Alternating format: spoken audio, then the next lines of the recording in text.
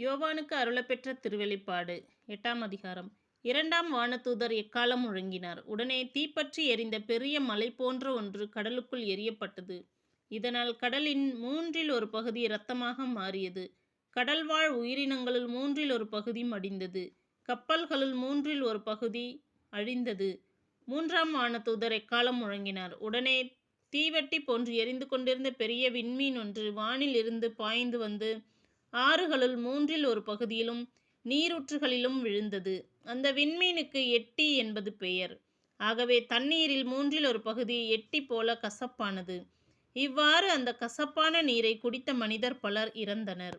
4ஆம் வானதூதர் எக்காளம் முழங்கினார். உடனே கதிரவனின் மூன்றில் ஒரு பகுதியும் நிலவின் மூன்றில் ஒரு பகுதியும் விண்மீன்களுள் மூன்றில் ஒரு பகுதியும் தாக்குண்டன.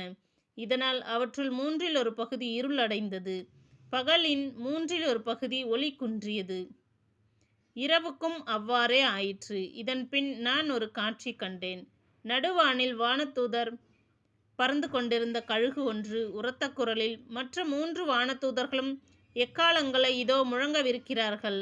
அந்தோ உலகில் வாழ்வோருக்கு கேடு வரும், ஐயகோ என்று கத்தக் கேட்டேன். 9ஆம் அதிகாரம். 5ஆம் எக்காளம். பிறகு 5ஆம் வானதூதர் எக்காளம் முழங்கினார். அப்பொழுது வானிலிருந்து நிலத்தின் மீது விழுந்து கிடந்த ஒரு விண்மீனை கண்டேன். படுகுழி வாயிலின் திறவுகோல் அதற்கு கொடுக்கப்பட்டது. அது படுகுழி வாயிலை திறக்கவே பெரும் சூளையிலிருந்து புகை எழும்புவது போல் அக்குழியிலிருந்து புகை கிளம்பியது. அப்புகையால் கதிரவனும் வான்வெளியும் இருண்டு போயின. புகையிலிருந்து வெட்டுக்கிளைகள் கிளம்பி நிலத்துக்கு வந்தன. நிலத்தில் ஊர்ந்து திரியும் தேள்களுக்கு உள்ள ஆற்றல் அவற்றுக்கு கொடுக்கப்பட்டது. நிலத்தின் புற்பூண்டுகளுக்கோ மரங்களுக்கோ தீங்கு இழைக்காமல் தங்கள் நெற்றியில் கடவுளின் முத்திரை இல்லாதவர்களுக்கு மட்டும் தீங்கு செய்யுமாறு அவற்றுக்கு கட்டளையிடப்பட்டது. ஆனால் அவர்களை கொல்லாமல் 5 மாதம் வரை வதைக்க மட்டும் வெட்டுக்கிளிகளுக்கு கட்டளை கொடுக்கப்பட்டது. தேள் மனிதரை கொட்டி துன்புறுத்துவது போல அவை அவர்களை வதைத்தன.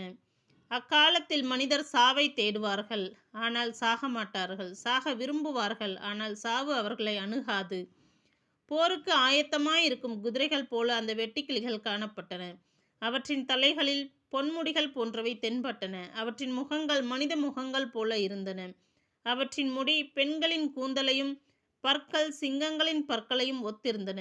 அவற்றின் மார்பில் இரும்பாலான மார்பு கவசம் அணிந்திருந்தது போல தோன்றியது. சிறகுகளின் இரைச்சல் போருக்கு விரையும் தேர்ப்படையின் இரைச்சல் போன்று இருந்தது. தேள்களைப் போல் அவை வாளும் கொடுக்கும் கொண்டிருந்தன. 5 மாதம் மனிதருக்கு தீங்கிழைக்கும் ஆற்றல் அவற்றின் வாள்களில் இருந்தது.